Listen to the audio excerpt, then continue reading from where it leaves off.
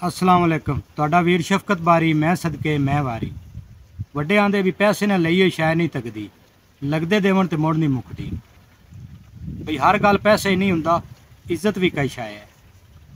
सियाणे गल करदे ने भी इज्जत लखी करोड़ी नहीं लभदी। घणी की करनी है, अब बंदा को मर जावे ना ते बुरे ते बैठे होया को माड़ा ते गरीब बंदा होवे, वो भावें जिन्ना ही सियाणा होवे इज्जत वाला होवे, उनके आखे दुआ वास्ते हाथ खड़े को नहीं करता।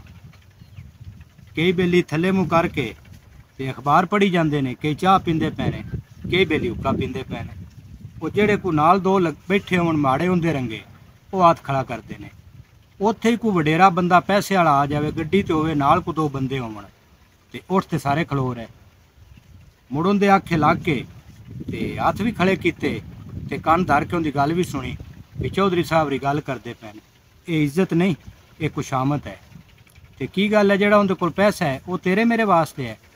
सियाणे गल करते ने भी घोड़ी का पुछ लम्मा होवे ना तो पिछ आधा ही कजदी है।